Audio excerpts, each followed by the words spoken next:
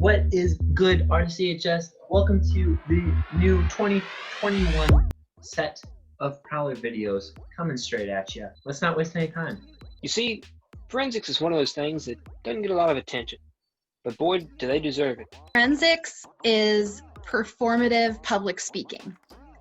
So we are a competitive team in the VHSL under activities, and we perform in 10 different public speaking events.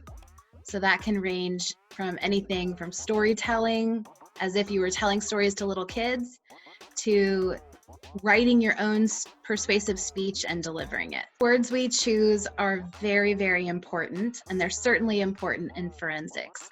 Word choice has a lot to do with the audience that you're trying to reach. But in forensics, we're also extremely focused on how we deliver those words and how that message comes across to the audience. Well, I joined forensics my freshman year. I always have had a love for public speaking and theater and anything kind of related in that category. So when I heard about forensics, it sparked my interest, and it's a really great program, and RCHS is super lucky to have a program like this. You know, Dylan, ours is pretty cool, you know, like I'm on the team and stuff. But you know what else is pretty cool? The academic team. Check them out. I mean, it's just answering questions, basically. You can buzz in before the question's even finished, which is what makes it competitive. Because if you buzz in too quickly, and you get wrong, that's not good because you lose points. Well, it's hard because you don't get the whole team aspect as much because there's less interacting. We don't go and we don't sit on a bus for 40 minutes and travel up and down. We don't have those like early Friday morning practices where we all get up early and we go and we do the questions and everything. But it's still a lot. You can see the same motivations are there for people, and people are still there because we want to do well, and we do. This year we're virtual, so it's kind of confusing.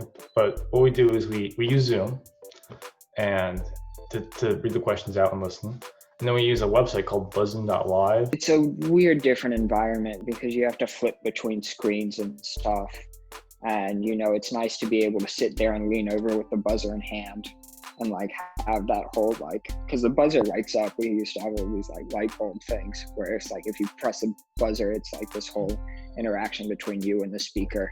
It's a little different and less personal now. So we're having meets like every Monday, and usually we would compete against multiple schools. We'd have 3 matches per meet. I think we're doing pretty good. The A team I know has won all 6 matches so far. We try our best with the whole Google Meets, but it's really nice to be able to sit and interact with your teammates, and missing that aspect has kind of taken a toll on like us operating as a team, but it still doesn't mean we can't compete and we can't do well and we can't, you know, push ourselves and push each other to be better.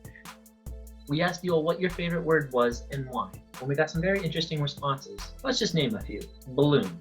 And we quote, "It is the most aesthetically pleasing word in the English language." That is true. And then we have nostalgia, ohana, because it means family. Salo. Excendenteziest.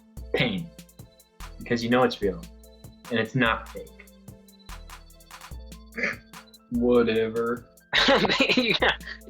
Quetzalcoatlus. It looks like a giraffe, but with wings. Xenodokinology. Or hotels. Some interesting word choices. We asked you to name someone you know who's good with words, and why. We got some good responses. Some of our favorites include Dr. Seuss, Bob Ross, William Shakespeare, lots of grandmothers, couple grandfathers, and singer-songwriters.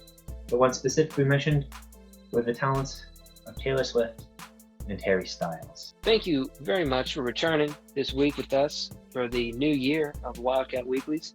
We had a good time this week talking about words. Make sure you come back next week. We'll be talking all about dreams, because next week is our Martin Luther King Jr. special.